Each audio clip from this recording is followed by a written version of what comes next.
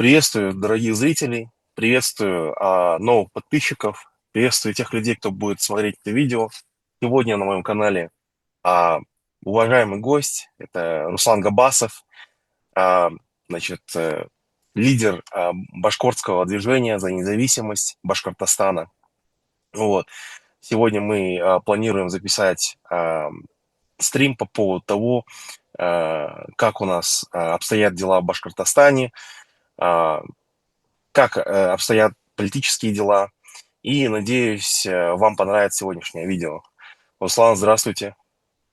Здравствуйте, салам алейкум. Валейкум ассалам. Рад приветствовать ваших гостей. Спасибо, что Руслан, позвали. спасибо большое, что отозвались на просьбу, что согласились поучаствовать сегодня в стриме.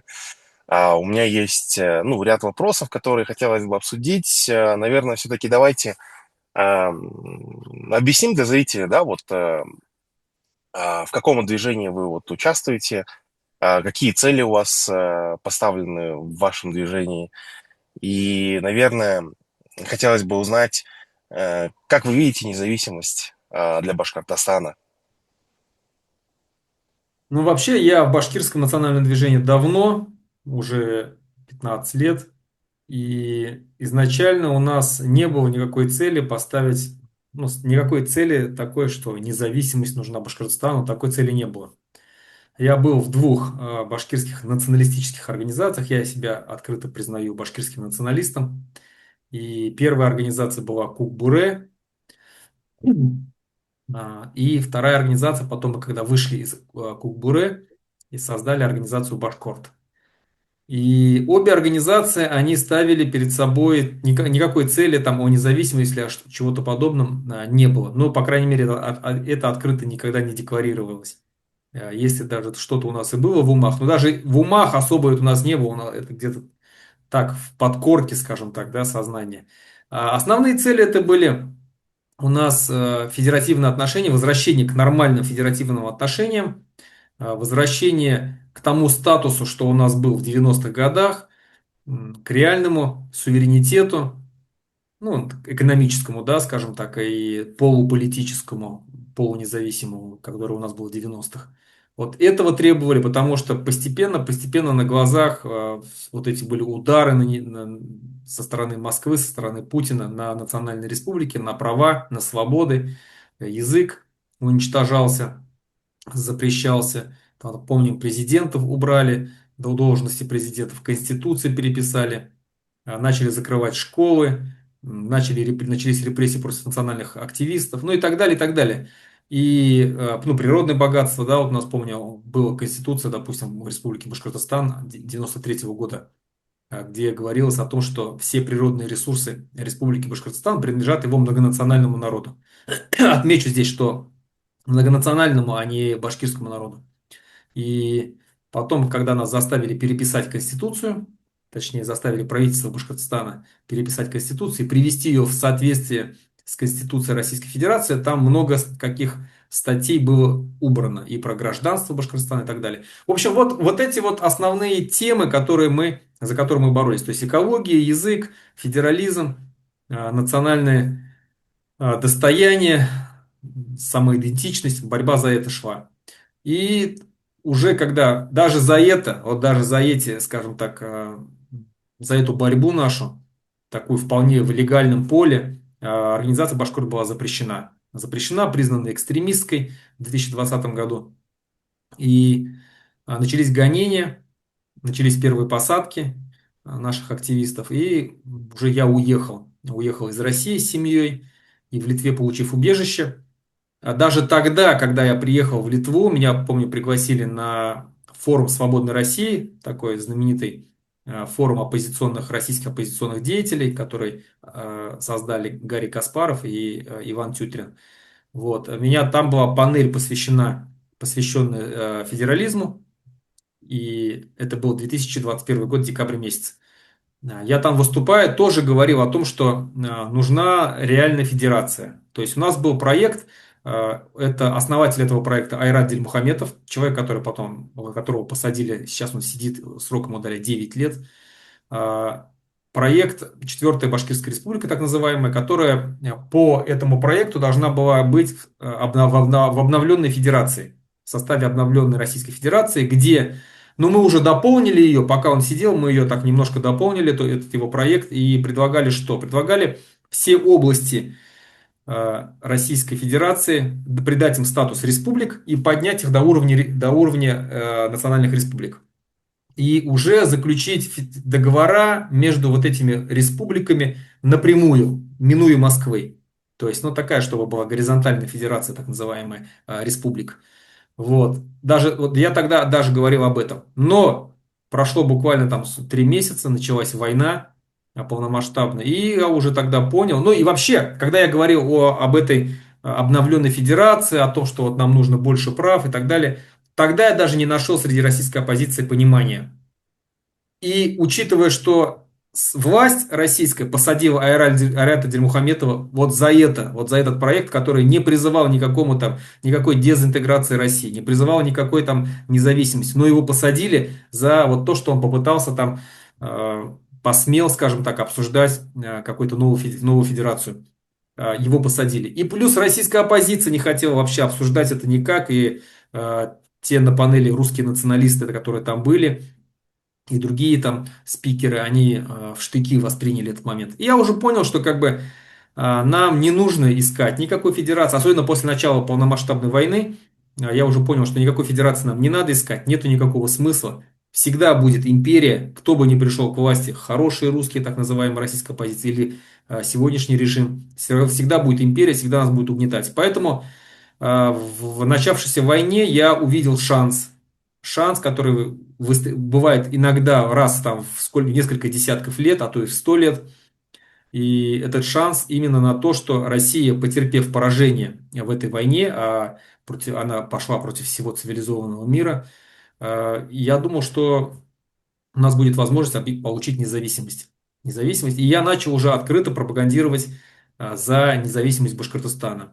Постепенно наша идея нашла отклик и пошла. Ну, сперва она воспринималась критически, скептически, смеялись многие, не верили. А сейчас все больше и больше, и многие понимают, что никакая федерация действительно уже нереальна. Плюс появились другие национальные движения, в том числе бурятское национальное движение, которые тоже начали продвигать свои проекты независимости. Ну, так вот эта идея стала мейнстримом. Да, Руслан, вот смотрите, а как у вас обстоят дела с населением? Вот население, вы говорите, сейчас оно больше задумывается о том, что необходимо достичь конечной цели, это получение суверенитета и независимости. Как это вот повседневно, ну не то что повседневной жизни, как это вообще в целом проявляется? То есть это проявляется в том, что люди начинают больше интересоваться своим собственным языком, историей, или все-таки они считают, что, ну, как бы, поскольку башкиры являются составной частью тюркского мира, то есть другие альтернативы, по которым можно жить и как бы не иметь дела с Московской империей. То есть как это в целом вот сейчас происходит? Вот как вы вот наблюдаете, видите, как это вот видно вообще? Я сомневаюсь, что какие-то другие альтернативы есть, чтобы не иметь дела с Московской империей, кроме как независимости. Мы даже видим, что те бывшие колонии Советского Союза, сегодняшние независимые государства, все равно во многом зависят от Москвы. Зависят от Москвы. И многие сейчас воюют. Вот мы видим, знаем, да, что и Грузия воевала, сейчас Украина воюет, пытается. Это та же самая колониальная война. Вот, который продолжается, и Россия пытается вновь стать империей. Что касается нашего населения, то я могу так сказать, что как бы это цинично не звучало, но если бы, когда я начал, я и мои сторонники начали говорить о независимости в начале 2022 года, с начала полномасштабной войны, если бы в течение 2022 года, а тогда как раз мы помним, был разгром российских сил там под Киевом, потом отступление их, и там Херсон освободили и так далее, то есть украинцы освободили. То есть многие тогда вот воспряли духом, что вот-вот и сейчас как бы, да, Россия рухнет. И я вот сейчас осознаю, что если бы тогда действительно Россия рухнула бы и поменялся бы режим, и к власти пришли бы демократические силы, скорее всего, башкиры бы не получили бы независимость. потому что башкиры были не готовы тогда к независимости. Еще раз говорю, вот первое время это был скептицизм.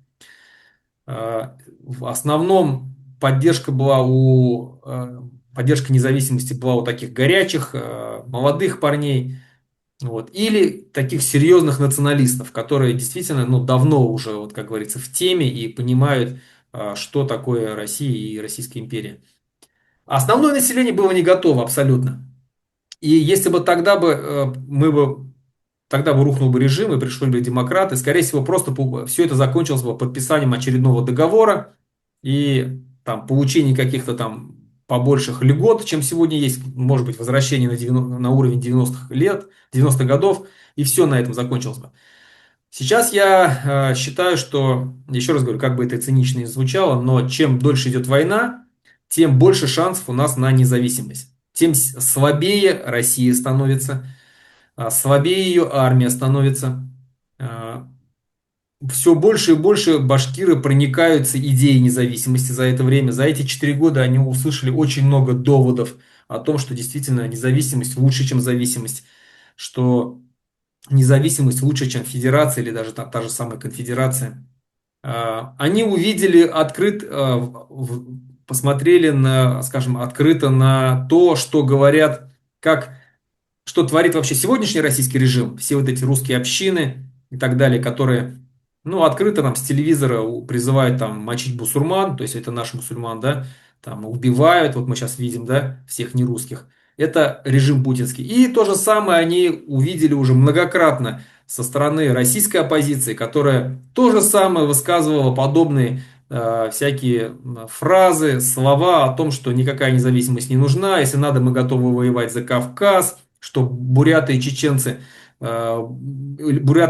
легче убивать украинцев, чем русским, ну и так далее, и так далее. То есть все это мы видели, и это тоже, скажем так, дает плоды свои, и люди, умеющие критически мыслить, люди, умеющие анализировать все, что происходит, они понимают, что действительно русский мир, какой бы он ни был, там, да, что одна сторона медали, что другая сторона медали, он один и тот же, это тот же самый русский мир. И нам нужна действительно независимость.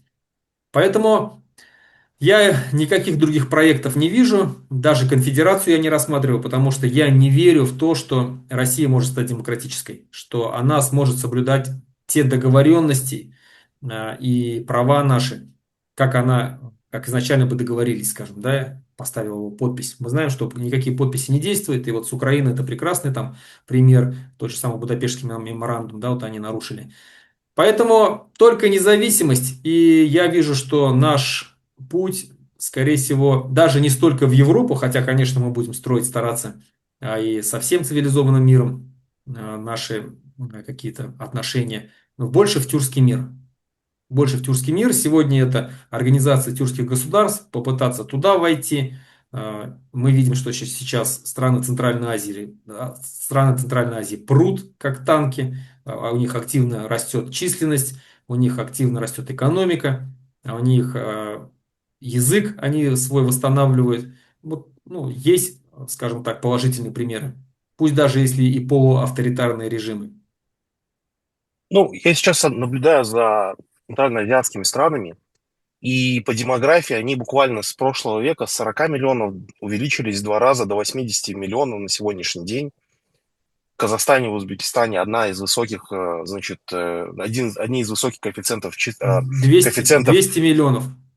200 200 миллионов миллионов. на сегодняшний момент страны Центральной Азии. Ну, а было сколько получается? Ну, было намного меньше. Вот я знаю, что с момента крушения Советского Союза, вот, допустим, казахи с 6 миллионов выросли до 15 миллионов практически. Даже сейчас 17 миллионов их.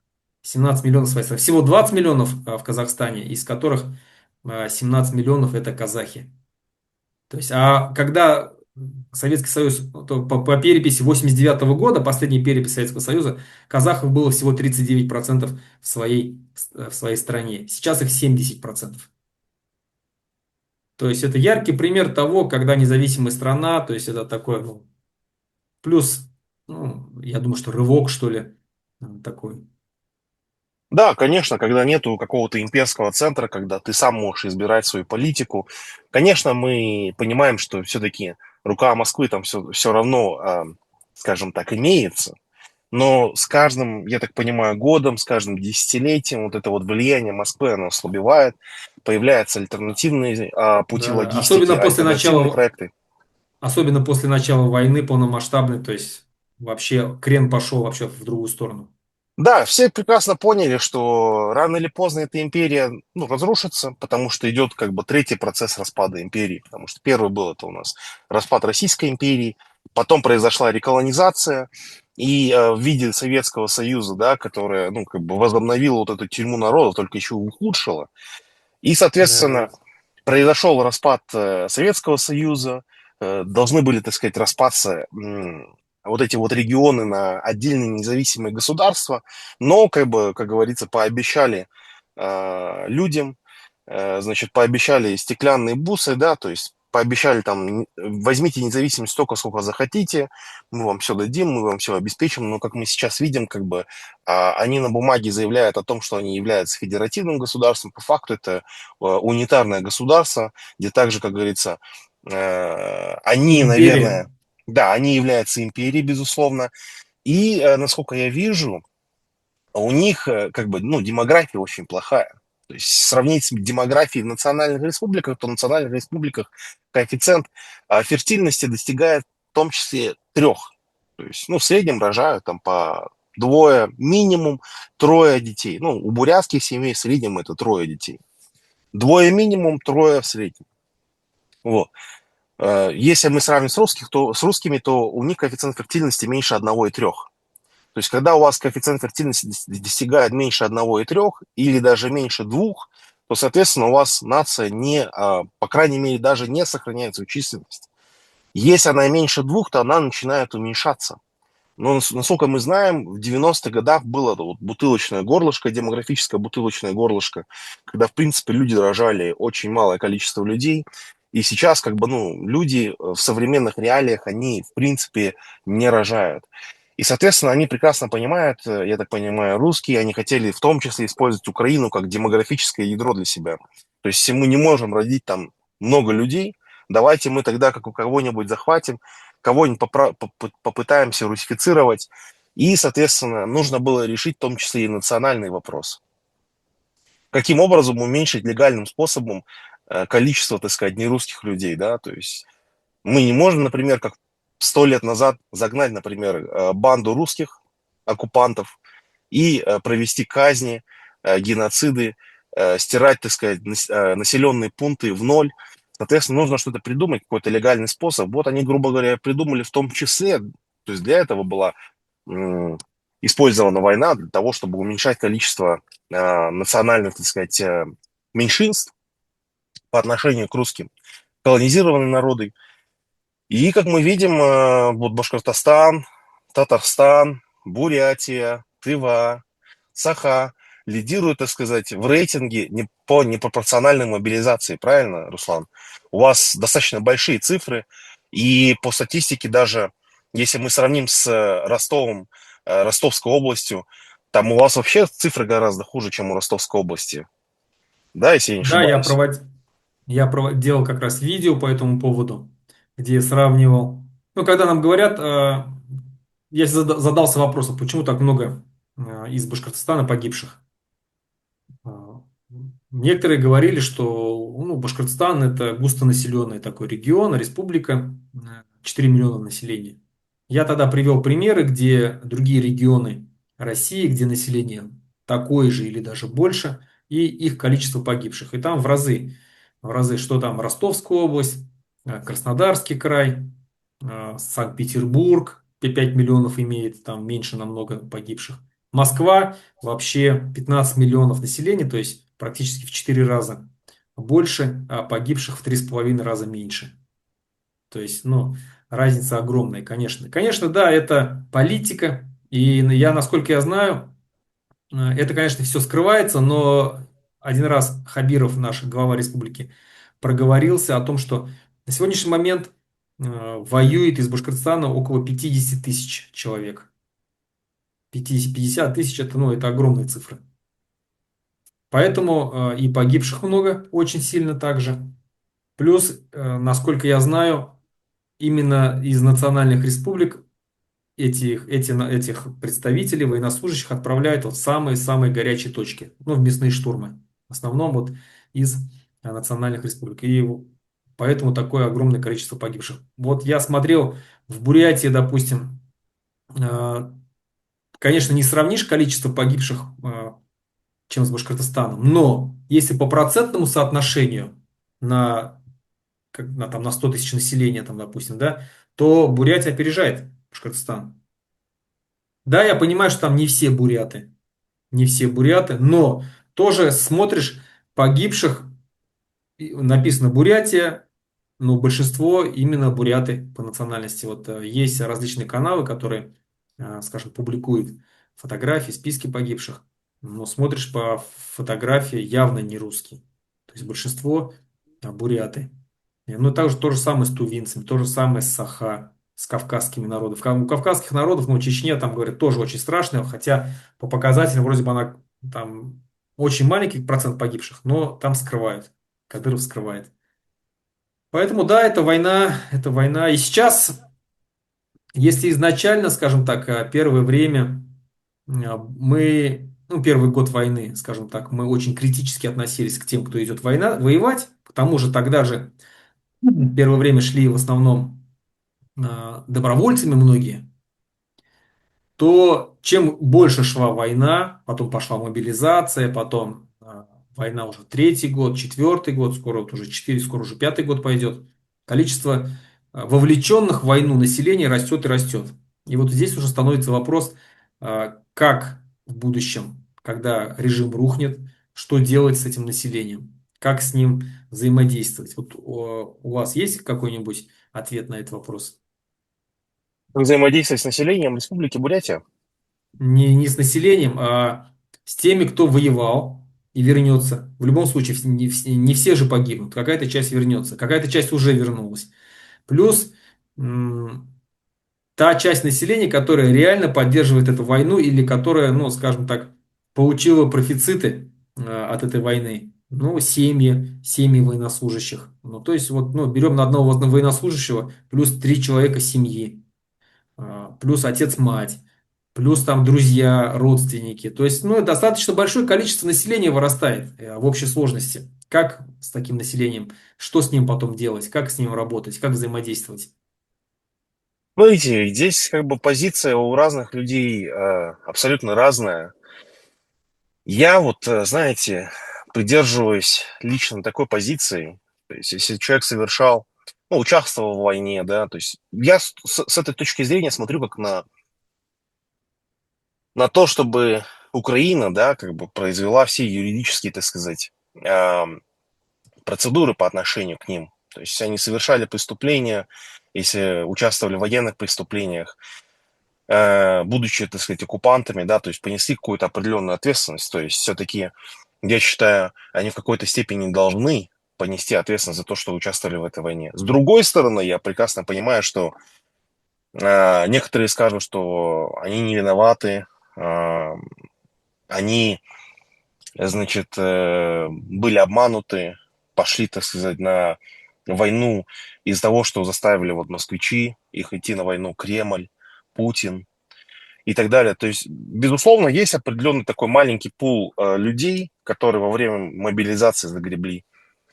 Тут как бы может быть какой-то еще другой момент. Но в целом, ну вот моя позиция это вот как-то решить вопрос через, во-первых, Украину, чтобы они получили свое наказание, ну, в зависимости от своих поступков. С другой стороны, я понимаю, что вот когда происходят какие-то войны, то необходимо какой-то процесс реабилитации проводить, как-то их интегрировать в общество, э, как-то с ними работать, потому что уровень преступлений, уровень количества организационных, так организованных бандформирования, он начнет увеличиваться. Потому что люди, которые поучаствовали в войне, они будут страдать ПТСР, то есть посттравматическое стрессовое расстройство. И вот это вот людей, вот этих вот людей как-то нужно будет интегрировать обратно в общество. Поэтому вопрос достаточно сложный. И у нас как бы население, вот если взять коренное население, да, автохтонное население, оно достаточно не такое вот большое, чтобы можно было это как-то, ну, скажем так, обработать. А вот как у вас обстоят дела с этим? Как вы видите вот ответ на этот вопрос? Я считаю, что несомненно, те, кто совершал военные преступления, изнасилования, убийства мирных жителей, грабежи, пытки и так далее, те действительно должны понести наказание. Должны понести наказание. Остальные, но я придерживаюсь к тому, что остальные, ну, как жили, так и будут жить. Потому что невозможно всех привлечь к ответственности, потому что они воевали. Это невозможно.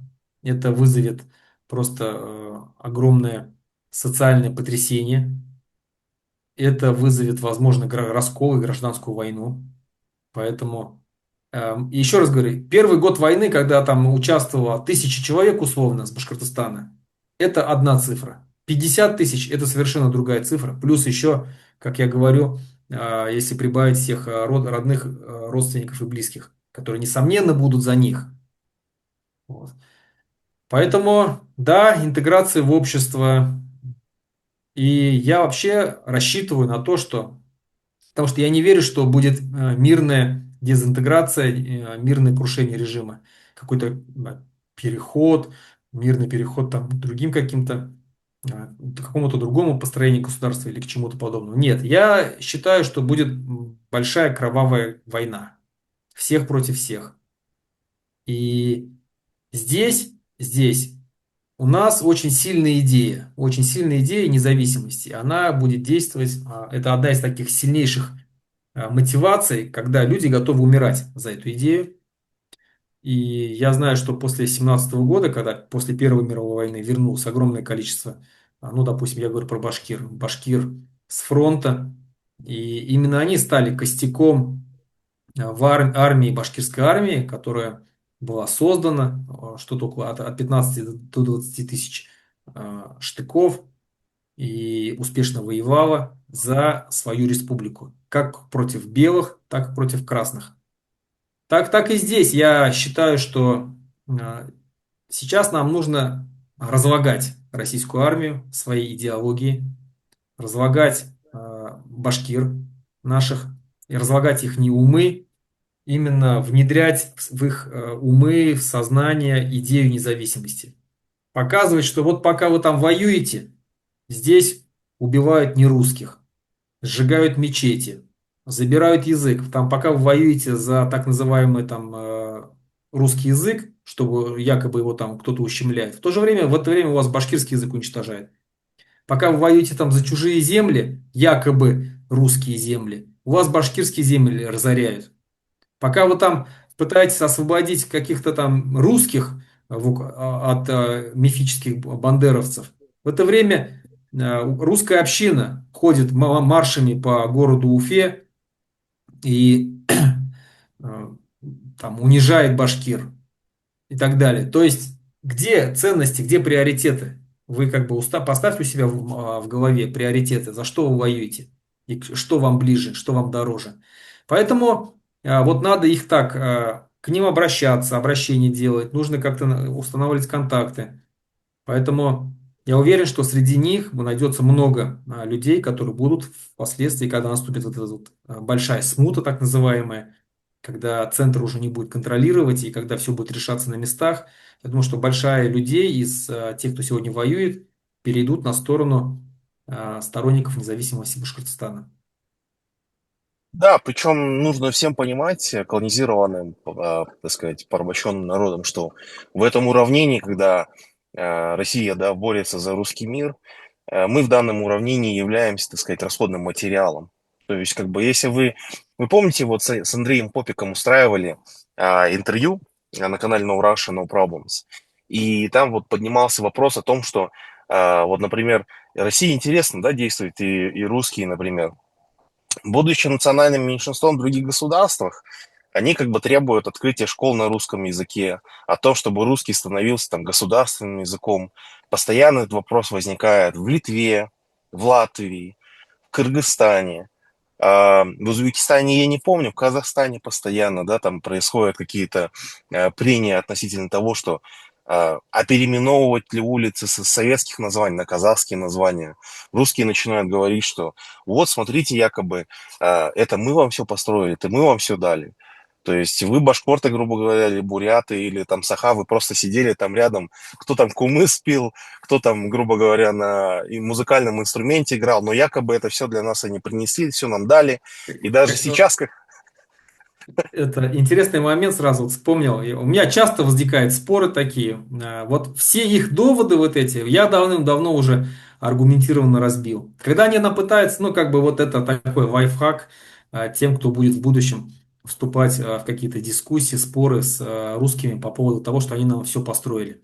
Я говорю сразу, я говорю, ну представьте картину, там русские там топорами машут, там кувалды, там, молотки забивают, что-то там месят, а башкиры сидят там на заваленке, курят там, да, кумыс пьют и смотрят со стороны, как вы нам строите города. Ну так что ли было? Ну, конечно же, не так, это же неправда. Мы вместе, все вместе строили точно так же. И материалы полностью из нашей республики взяты, и лес срублен наш, и камни наши, там, и известняк, и там цемент, и все с нашей территории все это взято. По энергия поводу ваша. того, что там, да, по поводу того, что там инженеры какие-то были русские, ну, не факт, огромное количество немецких инженеров строило, в том числе. Но если уж взять про инженеров, если говорить про умы, то вам все построили итальянцы и немцы. Ну, весь Петербург И американцы еще. да, и Американцы во время американцы, да, ленд-лиза. в начале 20 века все вам построили. О чем вы тут говорите?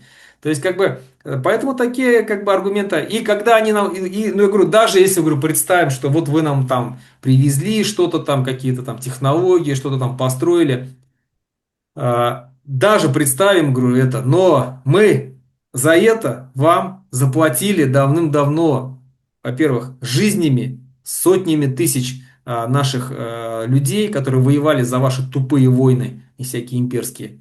Первое. Во-вторых, вы с нас выкачали природных ресурсов, которые там в 5 раз окупят все, что вы нам построили, если не в 10 раз. Поэтому все это, ну, бред полный. Плюс сколько вы нас устроили всяких репрессий, геноцидов и так далее. То есть сколько вы нашего народа, сколько вы нашей интеллигенции поубивали. И Так что если сейчас мы продолжает сажать. продолжается, если сейчас мы посчитаем, да, кто кому должен, вы там еще будете нам должны еще там 500 лет. Да, потому что когда вот касается вопроса языка, например, да, вот в России, ШИШ, например, да, вот они нам дадут какие-то национальные гимназии построить. Вот тот же самый Жириновский говорил, если вот какой-то любой народ потребует свой язык, через 20 лет они захотят независимости. То есть они, грубо говоря, в бараний рог скручивают нас, Но используют нас как расходный материал, а за границей, поэтому пожалуйста, по этому постройте поводу школы. я всегда говорю так, что в нормальном государстве, вот если представим, что в каком-нибудь национальном государстве живет другой народ, ну, живет там, а, если у этого народа все хорошо, у него есть национальные школы, там национальные институты, если у него там есть свои политические партии представленные, если у них доходы, большая часть доходов остается внутри республики, есть своя армия, своя налоговая система там, и так далее, и так далее. То есть, ну, это маленькое государство внутри государства, где они полностью представлены сами себе, то если у них численность растет, язык развивается, культура развивается, ну все нормально, то есть, да, я сомневаюсь, что такой народ будет там хотеть независимости. Ну вот берем Шотландию. Шотландия проводила референдум, и в итоге большинство высказалось против. Да, там не намного, но все равно высказалось против. То есть, это о чем говорит? Это говорит о том, что многие не хотят выходить из того положения, где они сейчас находятся. Им комфортно. Они хорошо зарабатывают. У них там с национальной все, идентичностью, культурой все хорошо. Северная Ирландия, которая находится в составе сегодняшней Великобритании. Да, там вся остальная Ирландия независима, сейчас живет хорошо и богато. Но и это сейчас, да, Ирландская республиканская армия долго воевала. Потом пришли к тому, что заключили соглашение, по которому было сказано, что если большая часть граждан Северной Ирландии, входящие в Великобританию, проголосует за выход из Великобритании и присоединения к Ирландии, как бы Великобритания с этим согласится. Нет, они не хотят, уже сейчас не хотят.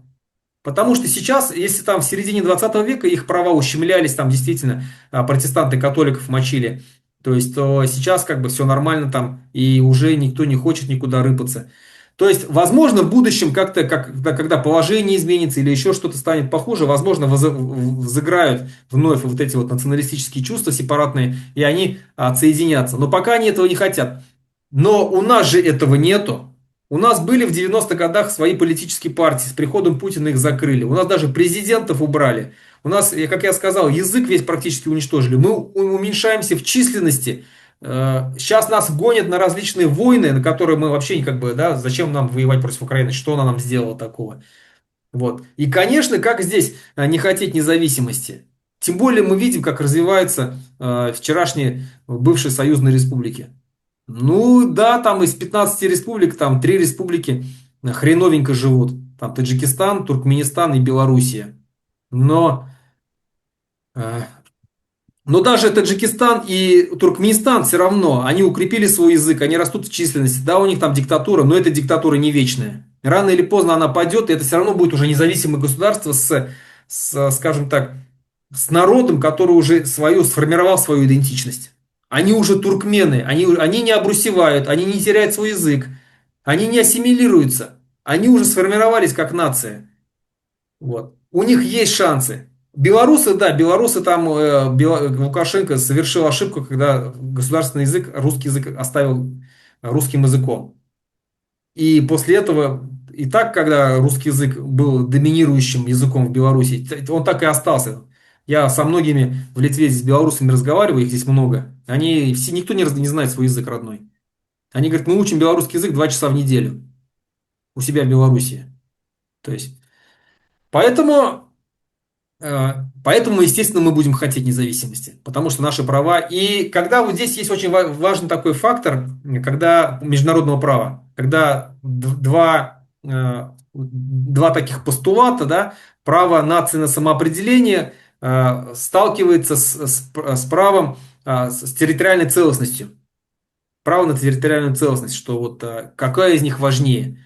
И вот якобы говорят, что вот по международному праву территориальная целостность важнее, чем право нации на самоопределение. Но я изучал это международное право. Там есть четко конкретно прописано, что те государства, которые соблюдают права других народов, предоставляют полное им право там, на язык, на представительство во власти, там, на культуру и так далее, не проводят никаких либо геноцидов и так далее, тогда да, тогда территориальная целостность главнее.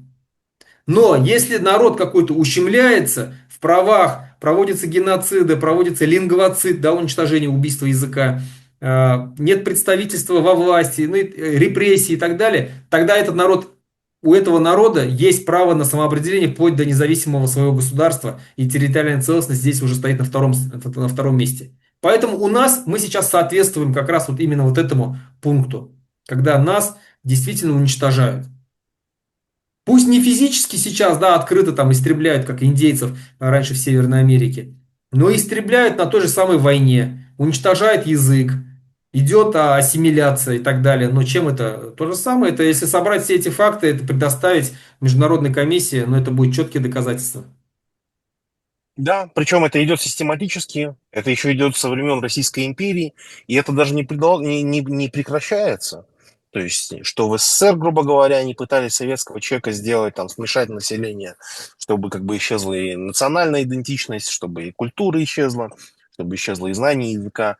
Вот перевод на кириллицу тот же самый, да, вот у нас, допустим, проблема с языком возникла из-за того, что, грубо говоря, взяли некоторые диалекты, ну, сначала сделали один диалект литературным, увидели, что этот диалект очень схож с диалектом в Монголии, например, да, вот в независимой Монголии. Они подумали, опа, надо изменить диалект, чтобы люди как бы не стали друг с другом общаться чаще или больше и налаживать определенные связи. Соответственно, переделали диалект на другой диалект, на восточный диалект, и, соответственно, он обладает очень много русизмами, да, то есть очень много русских слов было использовано, а не монгольских слов. Значит, письменность вертикальную заменили на латиницу, а потом с латиницы на кириллицу. И из-за этого у нас какие-то такие вот проблемы возникают. Но Вот вопрос у меня решаем. вопрос. У меня Мгм. вопрос.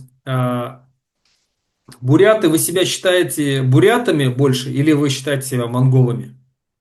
Ну, если говорить про себя, я считаю себя монголом. Я просто изучил для себя вопрос.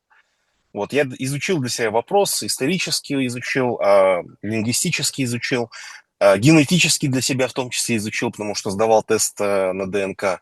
Ну, как бы о чем тут говорить? Конечно, я монгол. Просто, понимаете, вот когда Россия, получается, колонизировала наши земли и завоевала, да, нас, им необходимо было сделать так, чтобы вот это вот население, которое проживает на этих землях по договорам отчуждения земель, то есть Филькину грамоту, грубо говоря, заключили. Значит, да, они попытались сделать так, чтобы вот это вот население, которое считает себя там монголами, да, культурно мы абсолютно другие люди, мы совершенно другой цивилизации, так сказать, жили.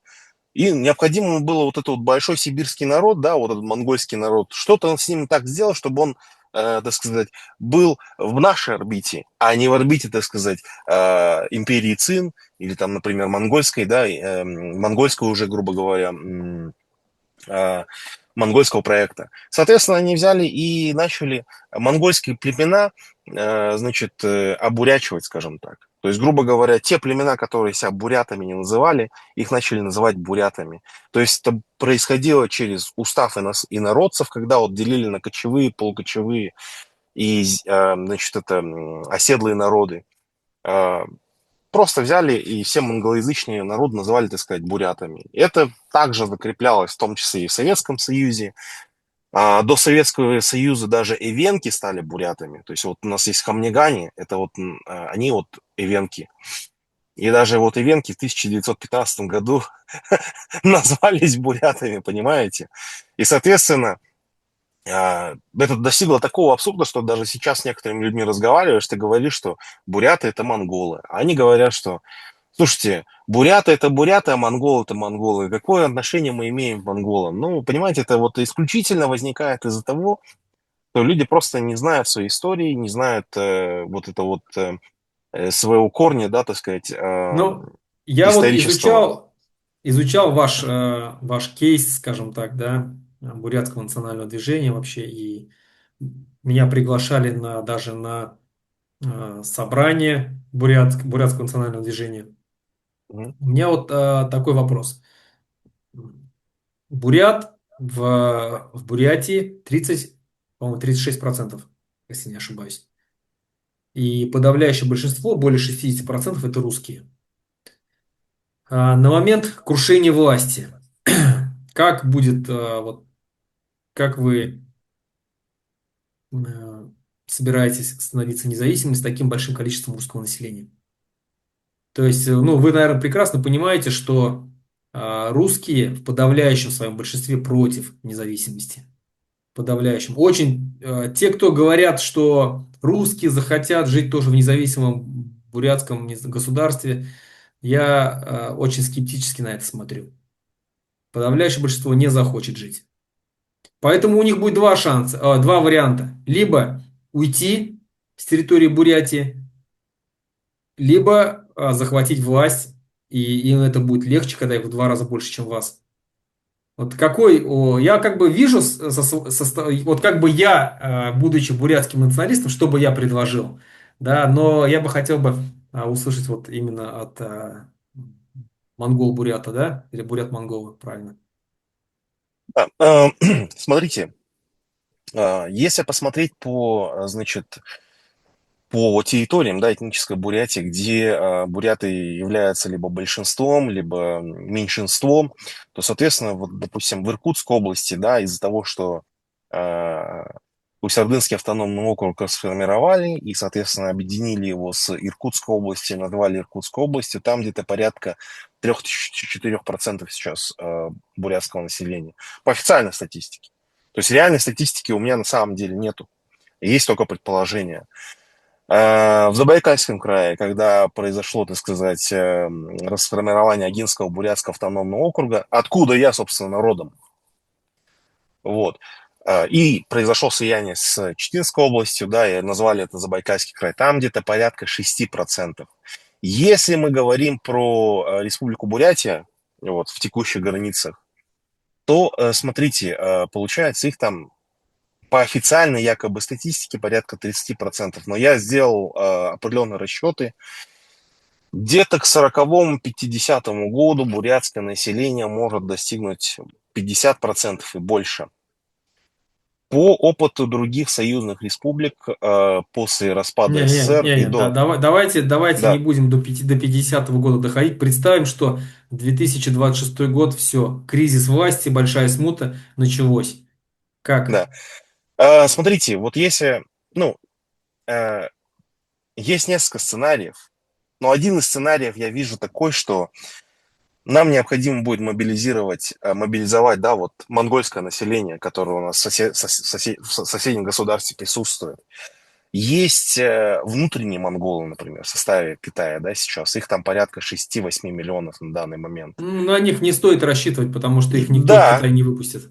да, возможно, их не выпустят, а возможно, я не знаю, как в данном случае Китай себя поведет. То есть я тоже этого момента не исключаю, потому что вот вы недавно смотрели статью, Китай, вот, допустим, да, он говорит, что 7 миллионов квадратных километров мы не можем упустить.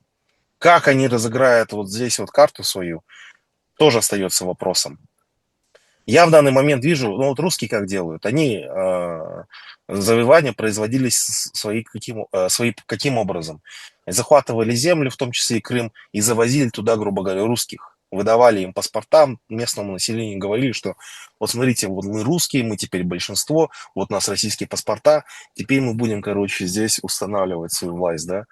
Один из вариантов это такой же, грубо говоря, э, такой же сценарий. То есть я не знаю, как монголы захотят, не захотят увеличить нашу численность в моменте, но с другой стороны, если здесь прибавить тот момент, что вот, например, командир РДК Денис Уайт-Рекс, да, он говорит, что мы хотим распада России, мы хотим создать свое русское государство, и если у вас будет возникать вопрос по поводу русских в национальных регионах, то мы готовы их к себе забрать. То есть репатриировать людей обратно на их исторические родины. Это да. Если они, ну, согласись, что когда русских в той или иной республике 30% или 20% или 10%, тогда да, они себя чувствуют в меньшинстве. Есть даже такая статистика, что если русских становится меньше 30%, то они начинают покидать эту республику.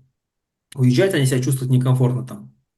Больше 30 они пока держатся, больше 50 они там вообще наглеют. Но если они захотят покидать, как тогда? Ну, смотрите, Руслан, вот я смотрю по демографии, да, значит, молодого населения не так уж много. Молодое население в основном уезжает в центральную часть России, в Москву, в Питер, в Сочи, Краснодарский край. То есть более такие экономически, скажем так, на данный момент благополучные регионы. Это то, что я вот вижу. Старое население, я не думаю, что они как-то... Ну, если они, конечно, будут сопротивляться, это уже другой сценарий. То есть здесь я все-таки считаю, несколько вариантов может быть. И несколько сценариев, которые еще могут быть вместе совмещены. Это репатриация, либо мы, соответственно, будем предлагать им вернуться на свою историческую родину, возможно, какие-то, ну, придумаем какие-то механизмы, да, для этого. Это увеличение, так сказать, численности в моменте, но это без Монголии это никак, либо это кооперация с саха-якутами, с тувинцами, то есть создавать вот это вот какое-то этническое ядро, грубо говоря, да, национальное какое-то ядро, чтобы, скажем так, нашу численность в моменте увеличивать, которая будет преследовать, так сказать, одни и те же цели. Потому что у нас, в принципе, с саха-якутами, с тувинцами и с другими азиатскими народами достаточно много общих целей, которые, ну, скажем так, в одной плоскости лежат. Вот. С другой стороны, я понимаю, что есть риск вооруженного столкновения, я этого не отрицаю, и я считаю, что бурятское население должно вооружаться для самообороны. То есть здесь как бы как американцы, они должны использовать свою вторую поправку. То есть в Америке вот в Конституции есть вторая поправка, которая разрешает, так сказать, вооруженное сопротивление против тирании. И, соответственно, здесь я считаю, что мы можем как-то имплементировать данную вторую поправку, то есть разрешение на ношение оружия и использование против тирании и защиты, так сказать, своих интересов, потому что исторически мы помним, что нас специально вооружали, разоружали, обманывали, а потом геноцидили. Потому что я прекрасно понимаю, что, скорее всего, могут быть, так сказать, вооруженные нападения на нас. Но я не исключаю такого варианта. Я не говорю, что так будет 100%, но я не исключаю такого варианта. Вот. С другой стороны, по мятежу Пригожина я увидел, что население там всей России, да, грубо говоря, можно снести, грубо говоря, точнее, власть в этой стране можно снести хорошо вооруженными людьми и в количестве там 25 тысяч человек. Никто не будет сопротивляться. То есть, соответственно, если Но я вот считаю, что когда говорят, что русские там побегут все, и это такой народ слабый, трусливый и так далее, я вообще не согласен с этим. Русский достаточно агрессивный народ, и мы видим прекрасно на протяжении скольких веков, и они постоянно проявляют агрессию против других народов, нападают, постоянно устраивают войны. Да, когда они встречают силу, серьезное сопротивление, они тушуются, они слабые становятся. И в армии я видел, как там 5 дагестанцев там всю роту могли да, там построить. Есть такое. Но все-таки я бы не говорил бы о том, что русские это очень такой мирный народ или трусливый народ. Нет, это достаточно агрессивный народ, который может. Если он, тем более, если они будут чувствовать подпитку, поддержку со стороны там Москвы, с других соседних регионов, там тоже самой Читинской, там, да, там или какой-то области. То есть я вот лично я считаю, что, ну это, конечно, просто мое мнение.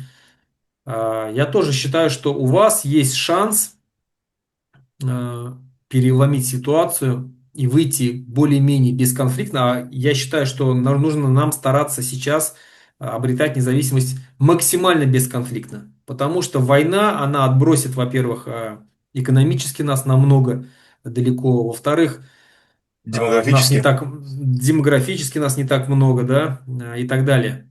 Вот. И многие разочаруются вообще в независимости, если будет какая-то серьезная там война. Вот. Поэтому я считаю, что вот у вас очень хороший шанс это действительно заинтересовать, нужно как-то заинтересовать Монголию, договориться с ними и, возможно, на правах там, я не знаю, там конфедерации, как-то союзного государства войти в состав Монголии, чтобы Монголия просто присоединила Бурятию к себе. Можно заключить договор там условно на 50 лет, на 30 лет, что мы входим вот только на этот момент, только для спасения своей нации.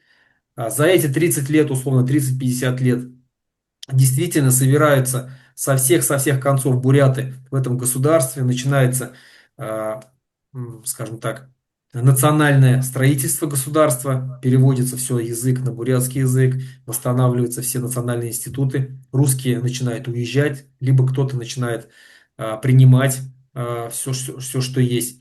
И потом через там 30, условно 50 лет, когда вы уже поймете, что вы там крепкие, а Монголия не воспользуется вот этой вот э, скажем так, захватом, то есть попыткой не отпускать вас, если они будут честны перед вами, как перед братским народом, через 50 лет расторгают вот этот договор, и вы становитесь независимым государством, вот тогда да, тогда есть большие шансы. То есть здесь максимально нужно монгольское государство использовать. ну, Входить в него, в состав его входить. Я так да, считаю. да, это один из таких сценариев, который более реалистичен, на мой взгляд. У них Потому есть что, ну, в армия, моменте, У них есть армия, которая может войти в Бурятию в момент кризиса, как миротворческие силы, для защиты своего родственного народа и просто установить там контроль. установление Все. конституционного порядка. Да, да, да, да. Специальная военная операция. Операция, да. Все. Там ущемляют монголов, монгольский язык. Да, да, да, да, да, да. Так. мы предлагаем, так сказать, русскому населению сложить оружие и, так сказать, это отказаться от власти фашистов, наркоманов и, и кто кого там, Да. националистов, да? Восстановление бурятского государства, тем более у вас оно было независимое Да. в начале 20 века. Я так вижу. Я думаю, что еще на один вопрос, наверное, отвечу, и уже можно закругляться, наверное. Ну да. Просто да, вот вы говорите, чем заинтересовать, я просто добавлю. Смотрите, вот получается у нас стратегически важная цель, на мой взгляд, это э, Ангарский каскад ГЭС и частично Саяно-Шушенская ГЭС. Огромное количество электроэнергии, которое генерируется на этих ГЭС, она, значит, питает не только Иркутскую область, она питает, возможно, и республику Тыва, но точно знаю, что питает республику Бурятия и питает Читинскую область электрической энергией, то есть Забайкальский край. Производится огромное количество электроэнергии, и, соответственно, вот это вот стратегический момент, который важно учитывать, чтобы он был под контролем, ну, скажем так, у нас. Потому что если мы будем обладать контролем этих, то будет огромное количество способов для шантажа Бурят-Монголии, я считаю. И Монголия стратегически заинтересована в том, чтобы получить, так сказать, дешевую электроэнергию, которая, в принципе, забустит очень многие элементы жизни. Демография, производство, промышленность и другое. Вот. Да, Руслан, в принципе, еще один вопрос. Наверное, Кувандыкский коридор. Расскажите по поводу Кувандыкского коридора. Расскажите, как так получилось, что Кувандыкский коридор оказался в составе другого региона, и почему, так сказать, русские власти это делали? И, наверное, еще хочу спросить, наверное, про то, что сколько башкортов и татаров находятся во власти в Башкортостане. Ну, то есть какие они позиции занимают там. Например, в Бурятии главой МВД не был уже бурят 30 лет. Глава ФСБ там русский. Ну, в общем, все вот эти ключевые Я позиции могу они уверить, занимают русские. могу уверить, что кроме Чеченской Республики, ни в одной национальной республике силовые структуры не занимают местные. У нас точно так же. И глава ФСБ, и глава МВД, все русские. А По почему так? поводу, Почему так? потому что это способ контроля, потому что нет доверия местным, потому что русские, это как велось, как раньше генерал-губернаторство были, назначали русских, и они там контролируют через военную силу национальные регионы. То же самое и происходит сейчас. Путин националист, русский националист, конечно же, и он верит, доверяет больше своему русскому народу, чем другим. Либо ты должен полностью э, принять христианскую веру, православие, вот это вот там, изменить свое имя, полностью отказаться от своего национального в пользу русского. Пусть у тебя будут раскосые глаза, там, пусть у тебя будет кавказский нос, но ты должен кричать и говорить, что я русский, я православный, мы Третий Рим, у нас там Великий Путь и так далее, и так далее. Всю вот Или эту я чушь. русский, мне повезло, да? Да, да, да, да, да. По поводу сколько у нас башкир и татар. В принципе, башкиры и татары во власти есть. Что в Татарстане татары, что в Башкортостане башкиры.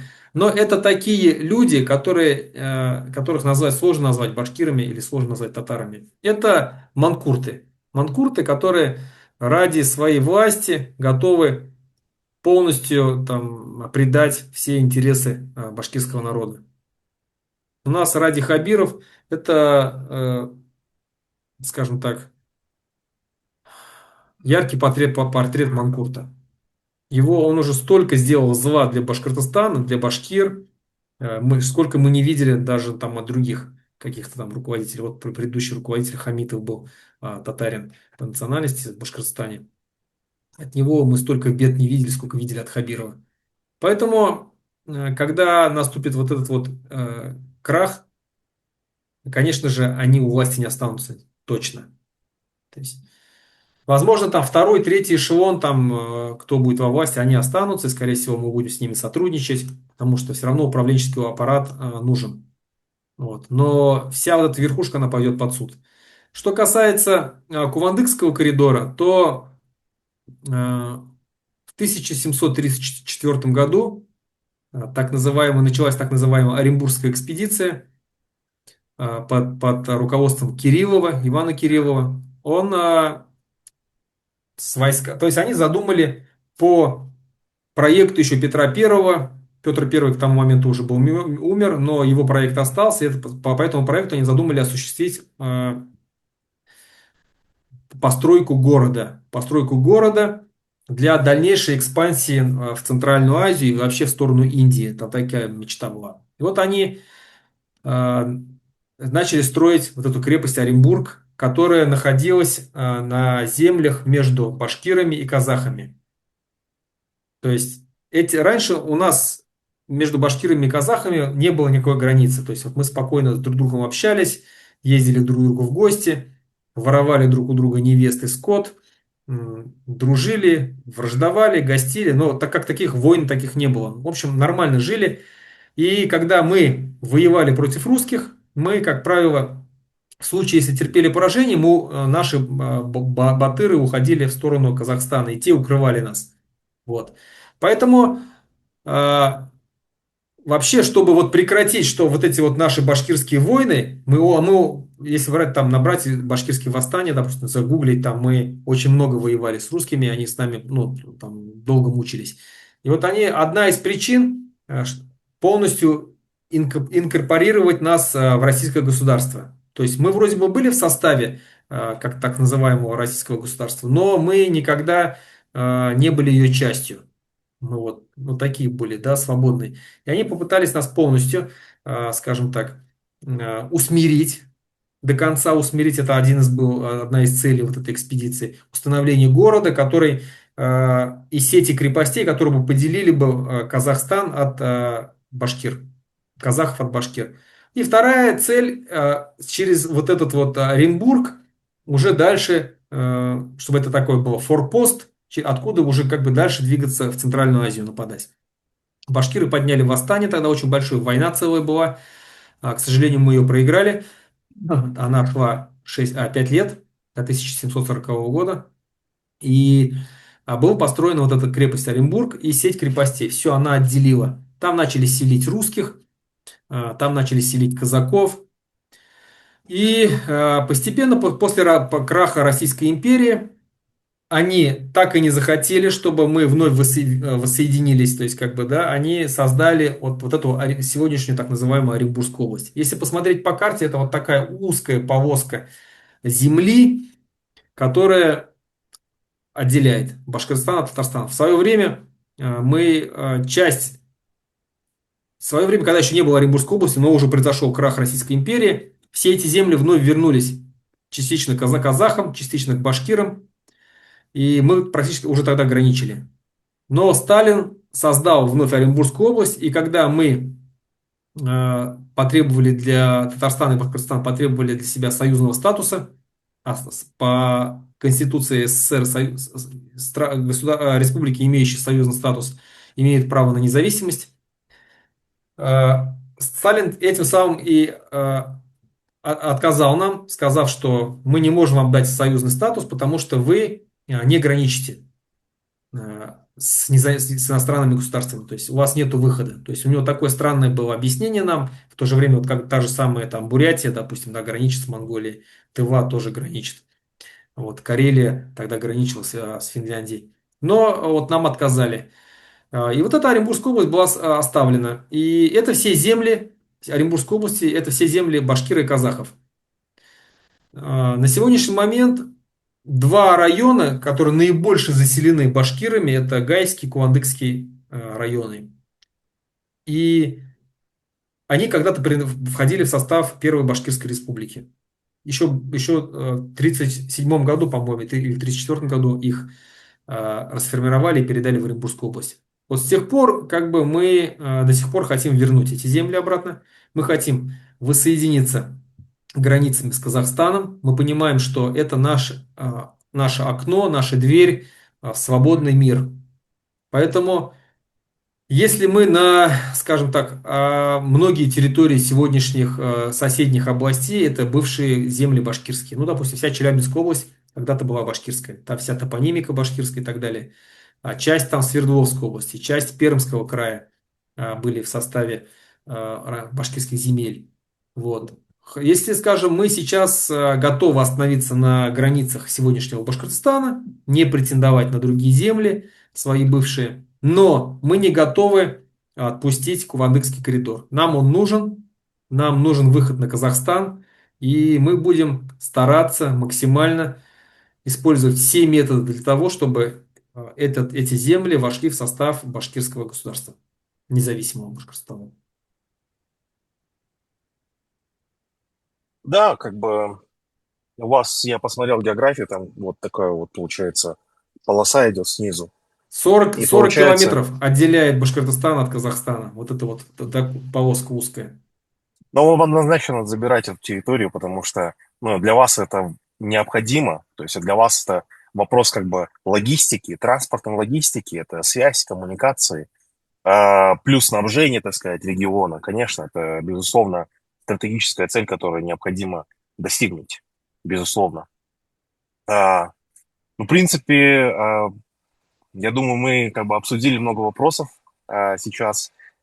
И думаю, если еще какие-то вопросы у нас будут, мы сможем обсудить их в других стримах, потому что я понимаю, у Руслана сейчас время ограничено.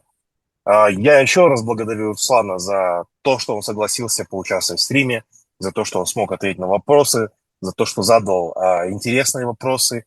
Я считаю, что башкирское национальное движение, оно достигнет своих целей. И я считаю, нам нужно всем кооперировать, потому что Транссиб же через вас в том числе проходит, правильно, Руслан? Транссибирская магистраль через Татарстан, Нет, нет, через нет, нет, вас, через Оренбургскую область проходит. через Оренбург, да, он проходит. То есть вы, получается, не Да, да. затрагиваете вот эту вот основную транспортную артерию. А федеральные трассы, они через вас Федеральные проходят? трассы, да, через нас. У нас вообще такой хаб. Через нас идут федеральные трассы, там М5, М7. Через нас Челябинск-Москва, там и Казань-Москва. То есть, ну, все через нас идут. Плюс у нас через нас идут все эти нефтепроводы и газопроводы. То есть, ну, такой у нас стратегический такой район. А Москва откуда получает бензин, нефть, газ? Не с вашего региона напрямую? Ну, нет, там же и поблизости много нефтеперерабатывающих заводов. Нефть, конечно же, в основном Ну, вся сам идет из, источник. из Татарстана, из Башкортостана, из Тюмени, Ханты-Мансийска, автономного округа. Ну, вот, все оттуда идет Мгм, нефть. Вот. А перерабатывают ее на различных заводах, и в том числе НПЗ, которые расположены ближе к Москве. Тоже их много. мгм.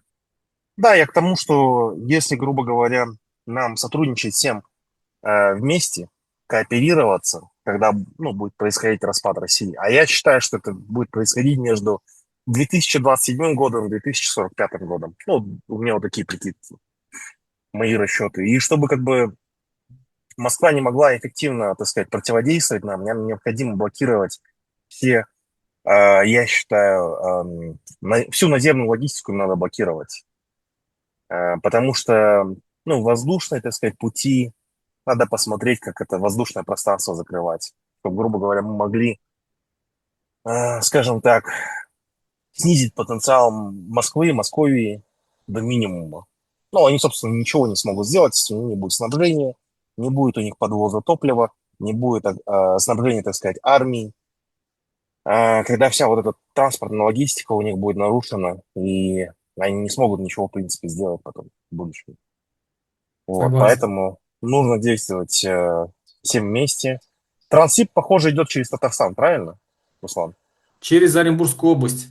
То есть Татарстан, то есть получается, они специально проложили Транссиб Да. не вдоль, ну, тогда что, Казахстану нужно помогать, в том числе. Ну, все хорошо тогда. Спасибо большое, Руслан. А, Большое спасибо вам. Я зрителям порекомендую подписаться на канал Руслана, ставьте лайки на канале у Руслана. У Руслана а, выходит очень много видео на Ютубе. Также подписывайтесь на его телеграм-канал. А, Пересылайте его видео, показывайте своим друзьям, знакомым. И большое спасибо еще раз, Руслан. До новых встреч. И желаю, так сказать, удачи вашему движению. У вас все получится. И надеюсь, что Надеюсь на то, чтобы ваш брат поскорее вышел на волю, освободился из заточения, чтобы Фаиль Алсынов вышел из-под заточения. Надеюсь, что в скором времени мы сможем победить русский мир, Московию и вернуть ее к ее историческим границам. Спасибо большое, Сандан, спасибо за пожелания. Будем надеяться, что так оно и будет. Спасибо большое Хорошо? всем вашим зрителям. Спасибо, Руслан, еще раз. До новых встреч! До свидания.